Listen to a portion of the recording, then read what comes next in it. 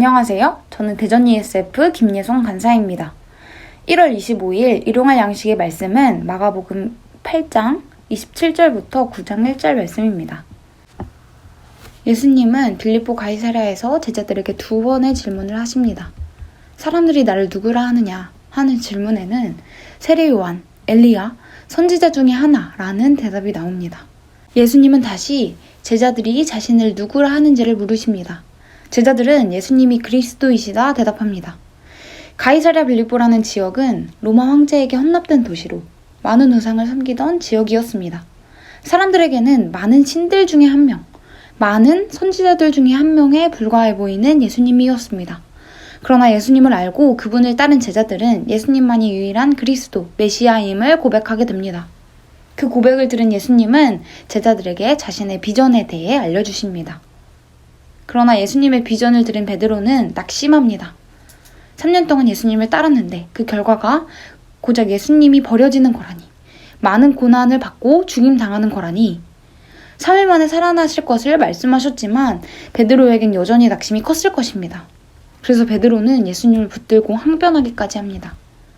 분명 돈을 위해, 성공과 명예를 위해, 나의 유익만을 위해 예수님을 따른 것은 아니지만 예수님의 비전이 너무 비참해 보일 때, 그 결과가 너무 초라해 보일 때 우리는 낙심하게 됩니다.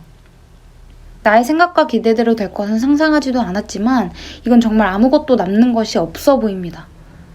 예수님께 실망한 마음은 결국 예수님의 비전이 꺾였으면 하는 생각까지 하게 됩니다. 예수님의 십자가를 마주할 때 우리는 우리의 죄를 발견합니다. 십자가에 가까이 갈수록 우리의 죄는 드러납니다.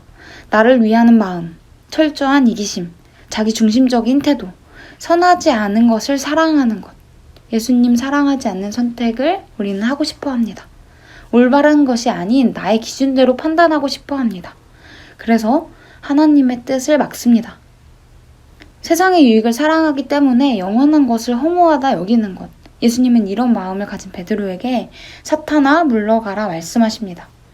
우리의 생각은 사탄의 생각과 같습니다.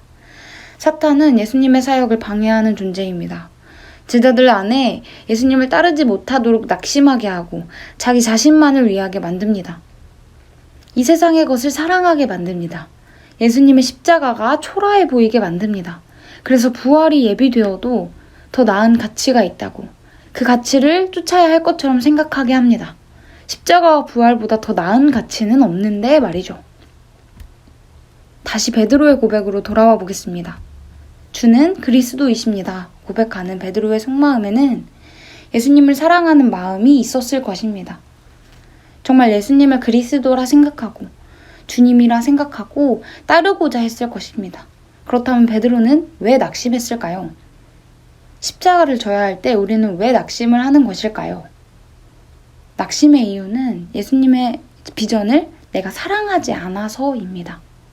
사실 우리는 주의 나라를 사랑하지 않는 사람입니다.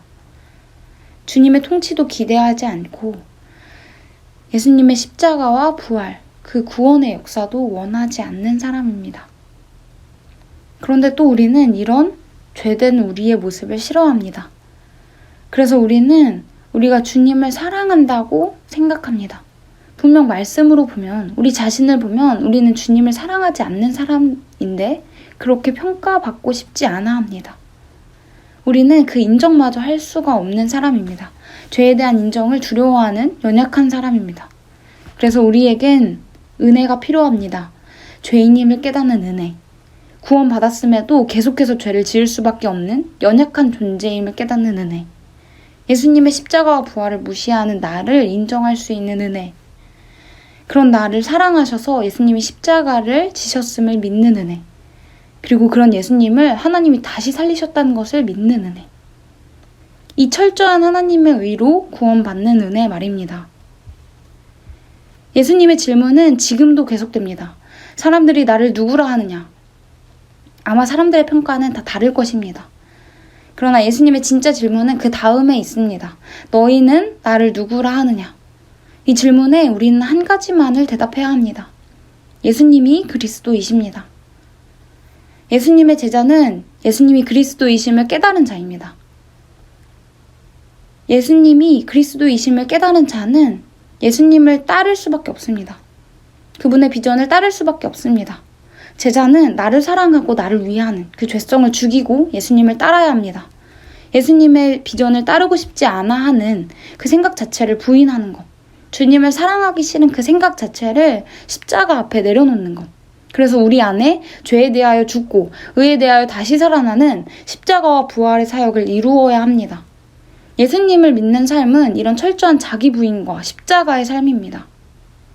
우리는 예수님의 제자입니다. 제자만이 예수님을 따를 수 있습니다. 제자만이 나를 부인할 수 있습니다. 제자만이 십자가를 질 수 있습니다. 십자가와 부활의 가치를 소망해 봅시다. 그 어떤 사탄의 생각이 예수님의 비전을 막지 못하게 해봅시다. 예수님을 따르는 제자도가 죽지 않도록 우리가 제자가 되어봅시다. 예수님의 제자로 살아가시는 여러분, 오늘 하루도 우리를 죽이는 진짜 고통스러운 죄를 벗어나 더욱 예수님을 사랑하는 제자의 하루를 살아가시길 소망합니다.